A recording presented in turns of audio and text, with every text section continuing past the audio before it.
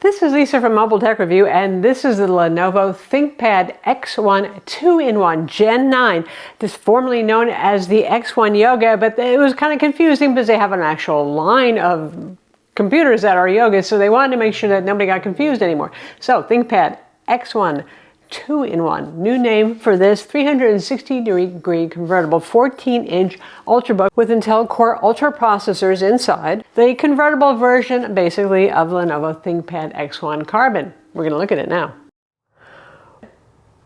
This video is sponsored by Lenovo, but wait, don't just leave right now because they let me say whatever I want to say. They just want me basically to cover the laptop and present it to you. That's the part that they care about. So honest opinions only here as ever with our channel. So what's new for 2024? Well, first the processor, Intel Core Ultra 5 processors and Ultra 7 processors with the Intel Unison and with the NPU, which means AI built in. Now the Copilot button isn't here on this one. Instead, you get a fingerprint scanner there, but all the Copilot features are there for you on board if you want to use them. Also, we have a little bit of redesign. Some of you are going to be unhappy about this. Some of you might be happy about it as well. There's no more silo for the pen. It used to be garage, so you could just stick it in the hole and it would charge in there too and you wouldn't lose it. So now it magnetically attaches on the side, but you do get a bigger pen. It's a Lenovo Slim pen, so not as much of the toothpick kind of experience. So that part is nice, but you're gonna have to keep track of it yourself. It does magnetically attach on the right side pretty firmly, but still it could get knocked loose in your bag. And it charges via USB-C. The butt of the pen, you just pull off the rubber cap and you can charge it. And like all these pens, it charges remarkably quickly and it lasts for a long time. So it's not like you're gonna be charging it very often. The pen may be included with some SKUs. If it's not, it costs $45 extra. As always, this is a touchscreen laptop because it's a convertible. It wouldn't make much sense if it wasn't, right? And you have three display options here. You have the base one, which is what we have, which is a full HD plus because it's 16:10 aspect ratio matte or anti-glare, as they call it, display. 1920 by 1200 resolution. That was 400 nit IPS, 60 hertz. There's also the lovely OLED option, which I do recommend. That one, of course, is touch, and they all support touch and pen. That one is 2.8K resolution. Some manufacturers call that 3K, whatever. It's 2880 by 1800, and that's 120 hertz. And boy, that is a pretty display. So if you're looking for eye candy and doing any photo or video work or just enjoying media, clearly that's the one that you would gravitate toward. And then lastly, there's a full HD plus IPS, again 60 hertz, but that one is a privacy display, 500 nits. So for those of you who don't want no spies looking from the side and seeing what you're doing on an airplane or anywhere else, that's the one for you. Because it's a ThinkPad, well, you can expect that it's going to have a reasonable amount of actually useful ports. You're not just limited to Thunderbolt 4, and because it's Intel, you get Thunderbolt 4, not just USB-C ports here. So you do get your Thunderbolt 4 ports as well as two USB-A ports, 5 gigabit per second, HDMI 2.1, a headphone jack, and if you go with because it's a ThinkPad, of course, this is an option too, the WLAN 5G sub-6. If you go with that, you'll have a nano SIM card slot, and it can use both eSIM and nano SIM card slot. So for those of you who need connectivity between the either Wi-Fi 6E or Wi-Fi 7, both are available and include Bluetooth 5.3, both made by Intel. Those are there for you as well.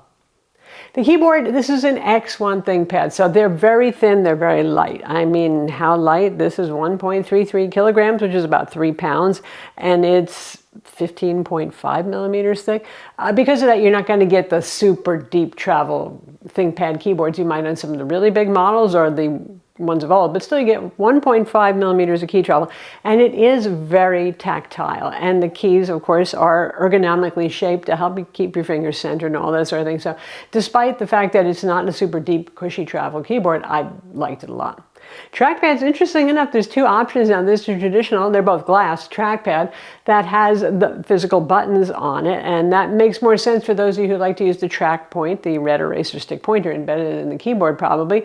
And then there's a haptic trackpad which has the, well, basically virtual buttons, which may be a little bit weirder if you are a track point person. Anyway, both of those are available with this model.